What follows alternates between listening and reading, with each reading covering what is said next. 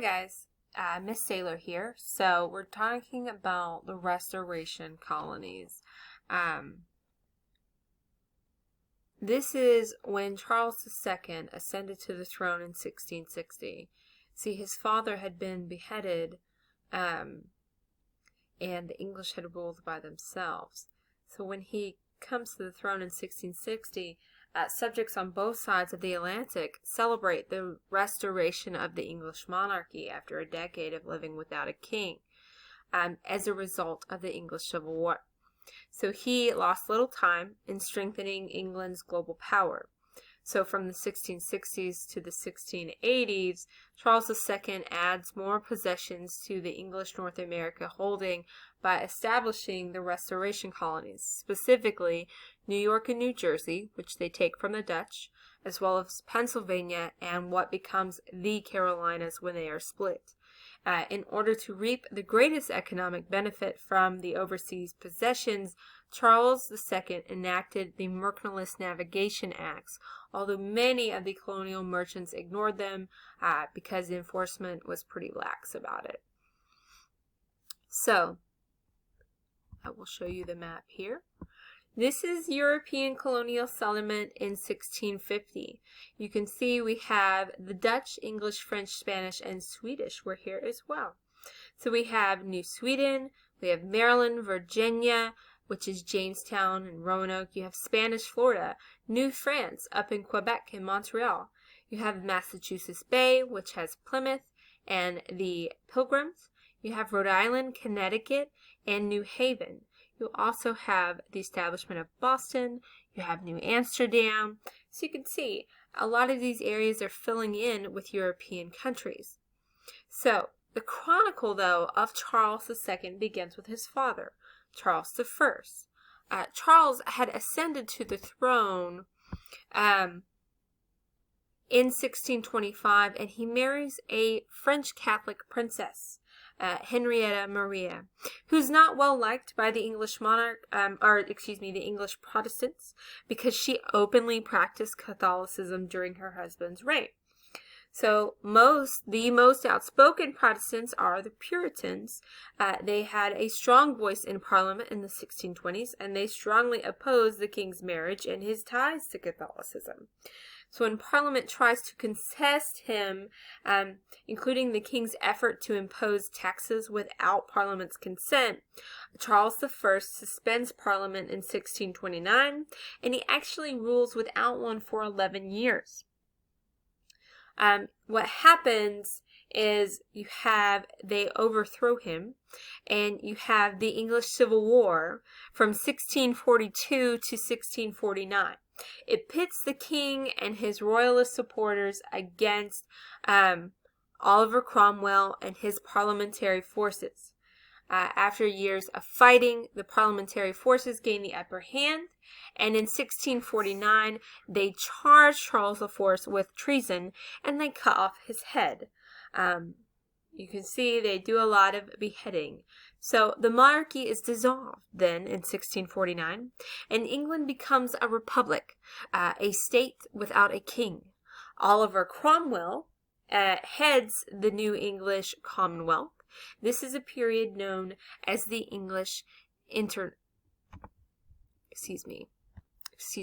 the English Interregnum, and then you have the Restoration. So you can see we have Oliver Cromwell on the left, King Charles II on the right. So this is the time between kings that begins. Cromwell enjoys widespread popularity at first, but over time he appeared to many English to be taking more of a military dictatorship. So dissatisfaction grows about him. He dies in 1658, and control passes to his son. But his son Richard lacks the political skills of his father, and a majority of the English feared an alternative monarchy was in the making, if you know what I mean. So they had had enough, and they asked Charles II to come back from France to be the king. So in 1660, they welcomed the son of the executed King Charles I back to the throne to resume the English monarchy and bring this to an end. So the return of Charles II is known as the Restoration. He's committed to expanding the overseas possessions, as I said. His policies established the restoration of the colonies. All restoration colonies started as proprietary colonies. That is, the king gave each colony a trusted individual, family, or group. He was hoping to establish English control of the area between Virginia and Spanish Florida.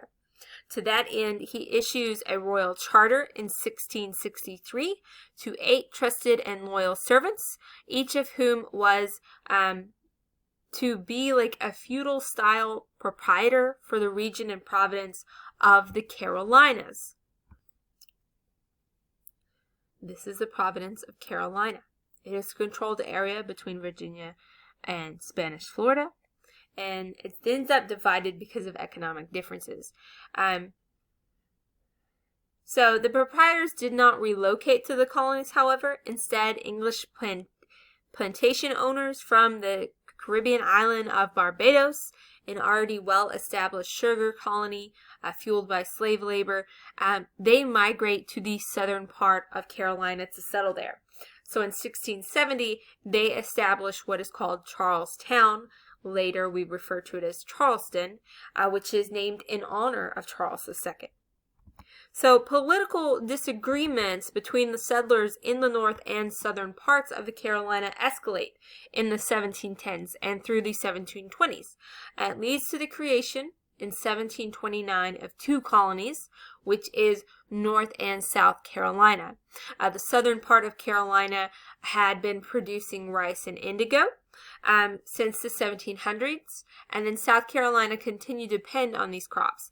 Now, North Carolina continued to produce items for ships, specifically turpentine and tar, and they also expanded their tobacco holdings. Tobacco was the primary export for Virginia and North Carolina, which also traded specifically in deerskins and slaves from Africa. Slavery had developed quickly in the Carolinas, largely because so many of the early migrants came from Barbados, where slavery was already established. By the 1600s, by the end of them, a very wealthy class of rice planters who relied on slaves had attained dominance in the southern parts of Carolinas, especially around Charlestown. So by 1715, South Carolina had a black majority because of the number of slaves in the colony. The legal basis of slavery was established in early 1700s as the Carolinas began to pass slave-based laws on the Barbados Slave Code of the late 1600s. They reduced Africans to statuses of property to be bought and sold. So they reduced them to chattel slavery. So Charles also sets his sight on the Dutch colony of the New Netherlands. The English takeover of the New Netherlands originated in the imperial rivalry between the Dutch and the English. During the Anglo-Dutch Wars of the 1650s and 1660s, the 2 powers had attempted to gain commercial advantage in the Atlantic world. During the Second Anglo-Dutch War, 1664 to 1667, the English forces gained control of the Dutch fur trade colony of New Netherlands. And in 1664, Charles II actually gives the colony, including present-day New Jersey, to his brother, James, who was the Duke of York, later James II. The colony and the city were named New York in his honor. So the Dutch in New York, they hated it under English rule. In 1673, during the Third Anglo-Dutch War, 1672 to 74, the Dutch recaptured the colony. However, after the end of the conflict, the English actually regained control. The Duke of York actually had no desire to govern locally or even wish to listen to the wishes of local colonists. It wasn't until 1683, almost 20 years after the English took control, that the colonists were able to convince to convene a local representative legislator. The English continued the Dutch patron system. It granted large estates to favored families. The largest of these estates, it's 160,000 acres. It's given to Robert Livingston in 1686. These guys are the ones who control the Hudson River Valley. 18th century New York City, meanwhile, contained a variety of people and religions, as well as the Dutch and English. It held French Protestants, the Huguenots. There were Jewish people, Puritans, Quakers, Anglicans, and a large population of slaves. As they did in other zones of colonization, native people were key in shaping the history of colonial New York. Decades after the war in the 1600s, they actually have the powerful Five Nations of the Iroquois that pursue a policy of neutrality with both the English to the north and the French in Canada during the first half of the 1700s. This policy meant the Iroquois continued to live in their own villages under their own government while enjoying the benefit of trade with both the French and the English. So you also have Pennsylvania.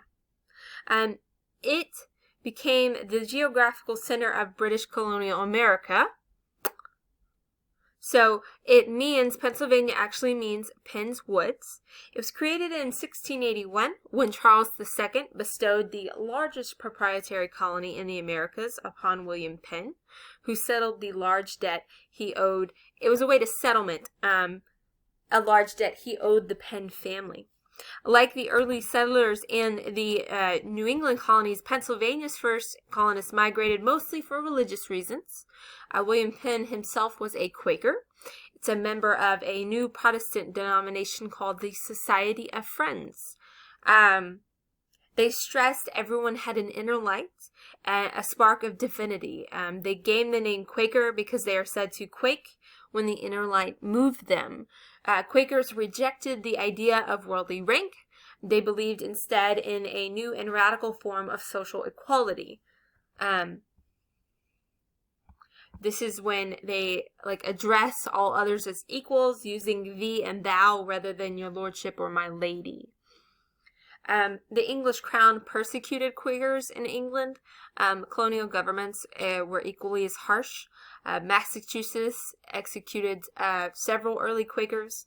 To avoid such persecutions, Quakers and their families at first created communities in Barbados. But soon after its founding, however, Pennsylvania became the destination of choice. They flock to Pennsylvania as well as New Jersey, where they could preach and practice their religion in peace. So Pennsylvania, unlike New England, actually does not establish an official church. So to help encourage immigration to his colony, Penn actually promises 50 acres of land to people who agree to come and complete their term of service. Not surprisingly, those seeking a better life come in large numbers. So it relied heavily on indentured servitude more than any other colony. William Penn does, a friendly relationship with local natives. He forms a covenant of friendship with different tribes. Unlike other colonies, Pennsylvania does not experience war on the frontier with native people during its early history, and this is probably why. I'm going to stop here. In the next one, I'm going to talk about in Pennsylvania, you have the city of Philadelphia and its rapid growth.